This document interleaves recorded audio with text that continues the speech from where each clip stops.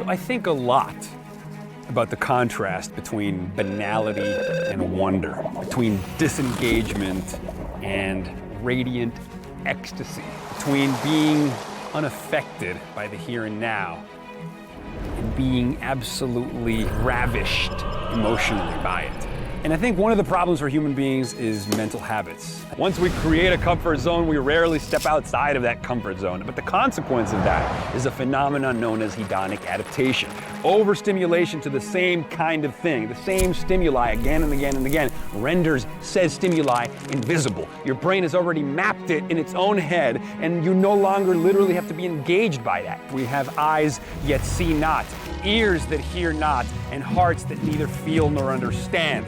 There's a great book called The Wondering Brain that says that one of the ways that we elicit wonder is by scrambling the self temporarily so that the world can seep in. You know, Henry Miller says even a blade of grass, when given proper attention, becomes an infinitely magnificent world in itself, you know. Darwin said attention, if sudden and close, graduates into surprise, and this into astonishment, and this into stupefied amazement. That's what rapture is. That's what illumination is. That's what that sort of infinite comprehending awe that human beings love so much. And so how do we do that? How do we mess with our perceptual apparatus in order to have the kind of emotional and aesthetic experience from life that we render most meaningful? Because we all know those moments are there. Those are the moments that would make final cut. Only in these moments we experience afresh the hardly bearable ecstasy of direct energy exploding on our nerve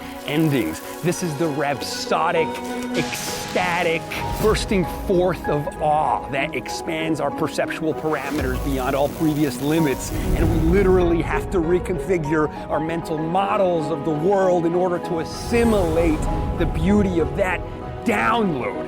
That is what it means to be inspired. The Greek root of the term means to breathe in, to take it in.